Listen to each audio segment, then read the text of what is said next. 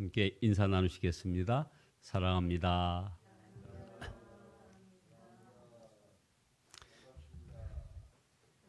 오늘 말씀 제목은 의인이 흥왕하게 하소서라는 제목으로 메시아 예언시가 시편에 7편이 있습니다. 마침 이제 이번 주가 감사절을 지나서 바로 대림절 첫째 주간이 됩니다. 그래서 메시아 예언시 7편 가운데 가장 대표적인 시편 72편을 가지고 함께 은혜를 나누고자 원합니다. 하나님은 만왕의 왕이시고 우주 만물을 다스리시는 전능하신 하나님이심을 여러분들 믿으시기 바랍니다.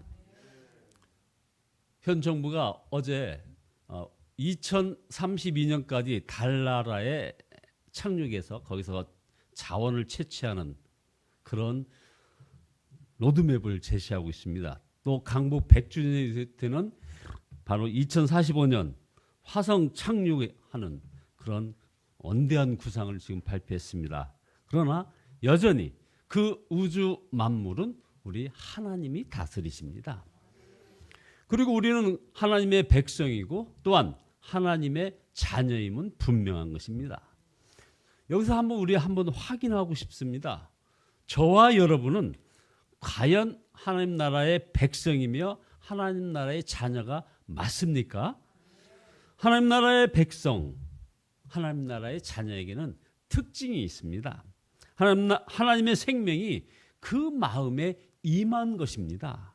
하나님께서 인간을 창조하셨을 때 그 마음에 생기, 곧 하나님의 생명을 부어주시지 않았습니까? 그런데 아담과 하와가 하나님의 명령을 어기고 선악과를 따먹은 바람에 그 아름다운 하나님의 생명을 잃어버렸습니다. 영적으로 죽었다는 말입니다.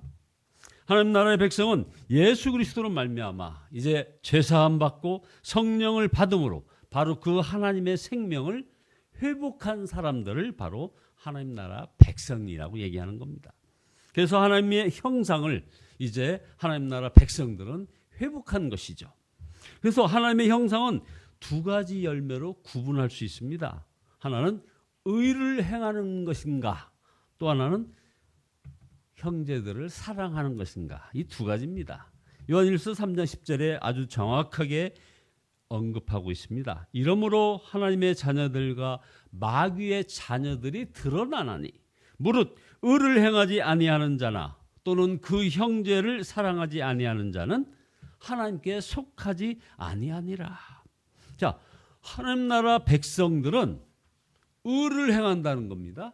두 번째는 형제 자매를 사랑하는 것이라는 것이죠. 이건 우리가 잊어서는 정말 안 되는 겁니다. 분명히 하나님의 백성된 증거가 바로 이것이기 때문에 그렇습니다. 자, 그럼 이제 본론으로 오늘 우리가 시편 72편을 봅니다. 다윗이 자기 뒤를 이어 왕이 된 아들 솔로몬을 위하여 하나님께 기도한 내용이 이 시편 72편입니다. 그런데 다윗이 아들 솔로몬 왕을 위하여 제일 먼저 하나님께 기도한 것이 무엇인지 여러분 아십니까? 아주 특별해서 여러분과 함께 생각해 보고자 하는 겁니다.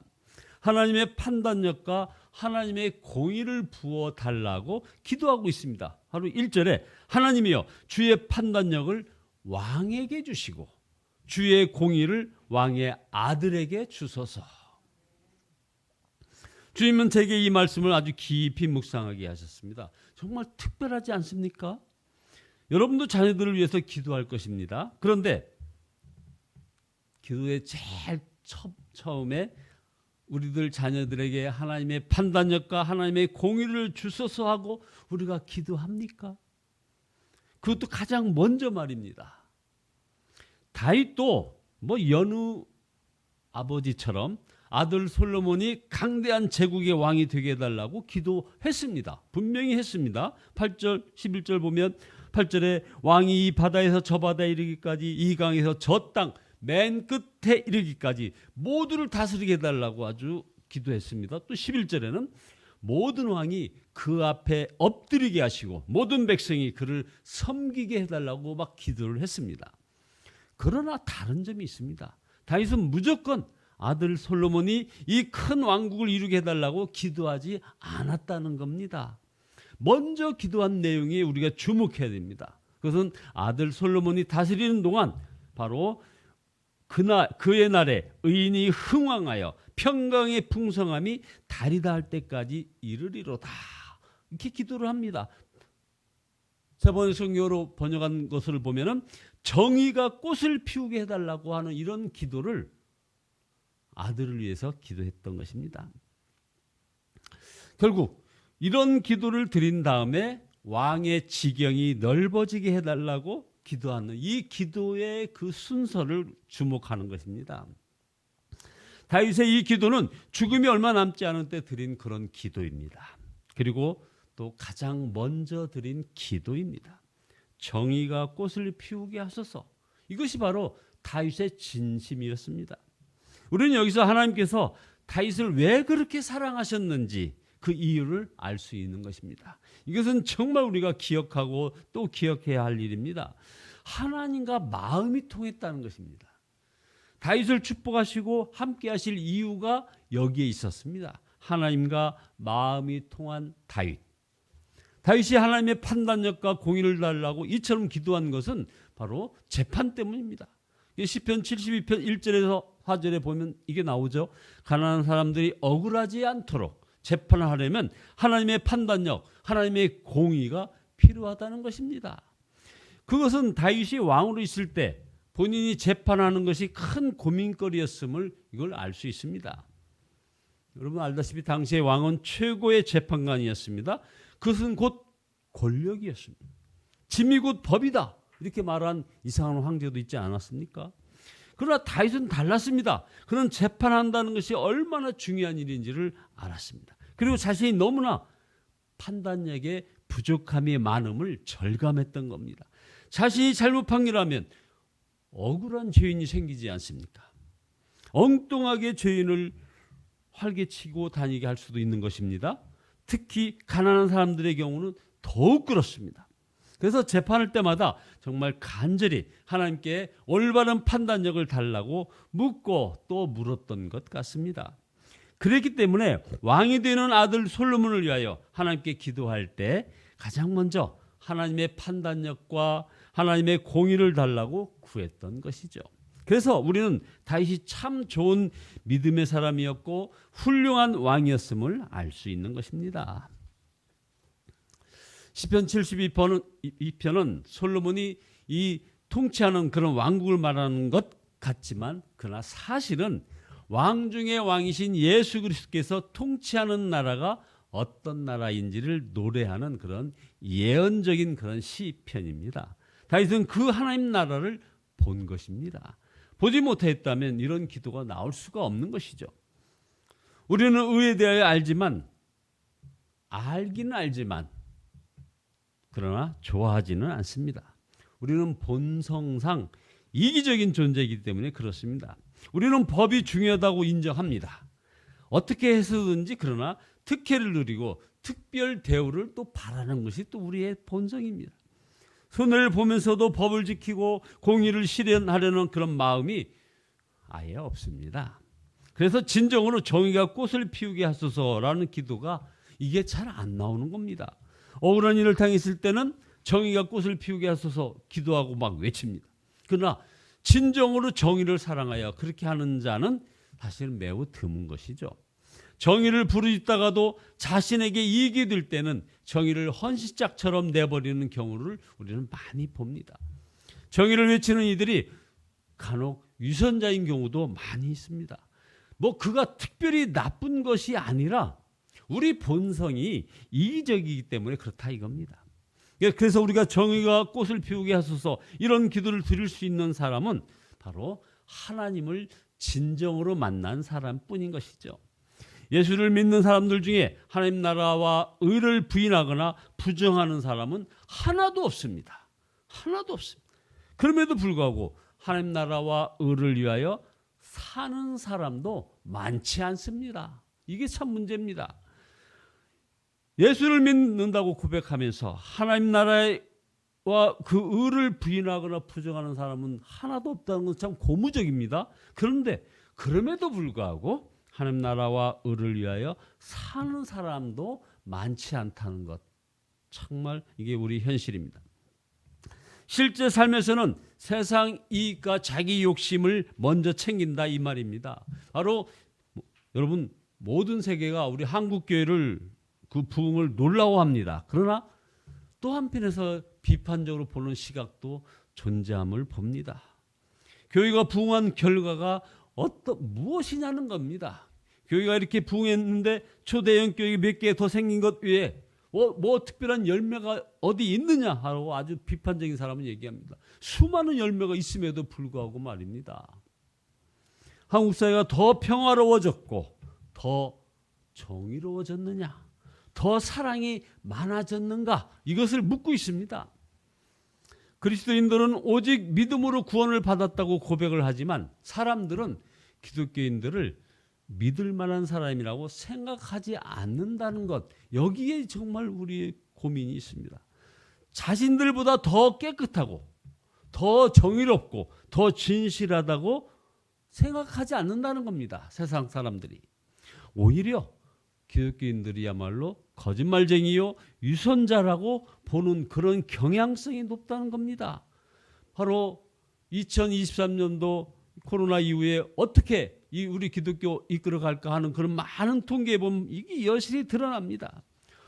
세상 사람들이 기독교인들을 보는 그 내용이 저들이 바로 거짓말쟁이요 위선자라고 보는 비율이 68%가 넘고 있습니다. 다윗은 솔로몬이 하나님께 제사를 잘 드리게 하소서 하고 먼저 기도하지 않고 바로 의인이 흥황하게 해달라고 기도합니다. 정의가 꽃을 피우게 해달라고 기도했던 이 내용은 정말 매우 시사해 주는 바가 큰 것입니다.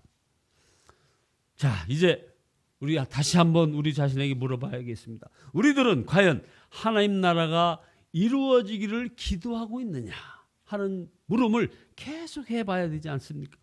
정의가 꽃을 피우게 해달라고 하는 기도가 우리에게 있느냐 하는 것입니다. 의를 향한 갈망은 여러분 대가를 지불하게 만듭니다. 우리가 사는 세상은 정말 불의가 판을 치고 있습니다. 의로운 삶을 사는 사람은 환영받지 못합니다. 순교도 각오해야 합니다. 그러므로 본성이 바뀌지 않는 한 이 기도, 즉 하나님 나라가 이루어지기를 기도하는 이 기도를 못하는 겁니다. 그런데 하나님을 만나면 완전히 뒤집어집니다. 시편 72편 마지막 부분에서 다윗은 영원하신 왕 하나님을 찬양을 이렇게 합니다. 18절에 홀로 기이한 일들을 행하시는 여호와 하나님 곧 이스라엘의 하나님을 찬송하며 그 영화로운 이름을 영원히 찬송할지어다. 온 땅에 그의 영광이 충만할지어다. 아멘, 아멘. 다윗은 분명히 하나님과 하나님 나라를 본 사람입니다. 그래서 정의가 꽃을 피우게 하소서 하는 이런 기도가 나오는 것이죠. 어떤 분이 빅토리아 폭포를 처음 가보았을 때 그 마음이 완전히 뒤집어진다는 것이 무엇인지를 경험했다고 했습니다. 그래서 본인의 모든 걱정, 근심, 고민, 사랑, 슬픔, 기쁨 이게 다 사라지는 것 같다는 겁니다. 그래서 빅토리아 폭포를 보고서도 그런 경험을 한다면 하나님을 만나면 어떻게 되겠느냐는 겁니다. 기도, 찬양, 헌신, 순종, 삶이 다 달라집니다. 그래서 사도 바울은 가장 대표적으로 달라지는 사람 아닙니까? 빛으로 오신 주님을 만났고 3층천에 올라가 하나님 나라를 보았습니다. 그리고는 본인의 야심, 꿈, 비전, 특권, 경험, 실력 다 버렸습니다. 심지어 결혼도 안 했습니다. 이방인들에게 복음을 전하려고 순교의 길로 갔습니다. 죽고 사는 것보다 더 놀라운 것으로 보았으니 말입니다. 그렇습니다. 하나님의 공의는 책을 읽고 강연을 듣고 생각하고 결단해서 해결되는 것이 아닙니다. 오직 성령의 역사로만 이루어지는 것입니다. 하루는 가는마다 현장에 잡힌 여인을 예수님께 끌고 왔습니다. 예수님께서 돌 들고 있는 사람들에게 이렇게 말씀하십니다. 너희 중에 죄 없는 자가 먼저 돌로 치라. 사람들은 양심의 가책을 느끼고 어른들부터 돌을 버리고 하나둘 사라졌습니다. 근데 여기서 정말 여기에 가장 이 백미가 나옵니다. 예수님께서 여인에게 말합니다.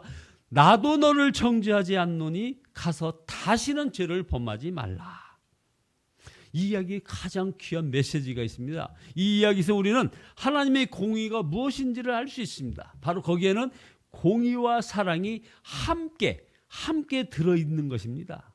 공의와 사랑이 함께 들어있는 것. 이게 바로 하나님 나라라는 것이죠. 결론입니다. 성령께서 역사하시면 우리의 삶도 이렇게 공의와 사랑이 함께하는 그런 삶이 된다는 것이죠. 정의가 꽃을 피우게 하소서. 우리 계속 기도해야 합니다. 하나님 나라가 이루어지기를 위해서 우리가 기도해야 합니다. 그리고 가난하고 고난당한 사람들 위하여 마음을 자꾸 써야 하는 그런 기도가 있어져야 합니다. 그렇게 기도하지 않는다면, 그런 기도가 우리의 기도의 맨 처음을 차지하지 않는다면 아직 예수 믿어 구원받았다, 나는 뭐 예수님을 바라보고 산다, 이렇게 하지 말아야 하는 것입니다. 아직 더 깊은 은혜의 세계에 들어가야 함을 말하는 것입니다. 더욱 주님을 바라보아야 합니다. 정의가 꽃을 피우게 하소서. 갈망하지 못한다면 이건 진정 하나님 나라에 속한 것이 아닌 것입니다. 마태복음 5장 6절에 의에 줄이고 목마른 자는 복이 있나니 그들이 배부를 것이며, 또 10절에 의를 위하여 박해를 받는 자는 복이 있나니 천국이 그의 것임이라. 마태복음 6장 33절에는 그런즉 너희는 먼저 그의 나라와 그의 의를 구하라. 그리하면 이 모든 것을 너희에게 더하시리라. 이 시간 우리 중보기도 하면서 주 예수님을 더욱 바라보시기 바랍니다. 공의로우신 만왕의 왕이여 우리 마음에 임하소서. 사랑의 왕이여 저희 마음에 임하소서 하고 기도하시는 저와 여러분 모두 되시기를 예수 그리스도의 이름으로 축원드립니다. 기도하시겠습니다. 홀로 기이한 일을 행하시는 하나님을 찬송합니다. 그 영화로운 이름 앞에 회개합니다. 주님, 십자가 사랑 온전히 감사합니다. 아버지, 저희 마음속에 참으로 공의로우신 만왕의 왕이시여 저희 마음에 임하옵소서 간구합니다. 사랑의 왕이시여 저희 마음에 임하시고 우리의 사랑길 성도들 마음속에 함께 하여 주시옵소서. 예수 그리스도의 이름으로 기도드리옵나이다. 아멘. 찬송가 70장입니다. 70장 찬송하시겠습니다.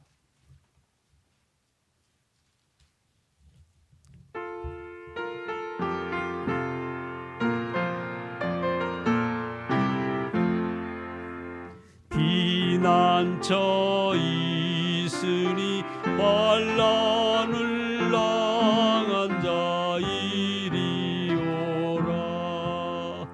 땅들이 변하고 물결이 일어나 산 위에 넘치되 두렵지 않네. 이방이 떠들고 나라들 모여서 진동하나. 우리 주 목소리 한 번만 바라면 천하의 모든 것 망하겠네. 만유주 하나님 우리를 놓으니 피난처요. 세상의 난리를 그치게 하시니 세상의 창검이 쓸데없네.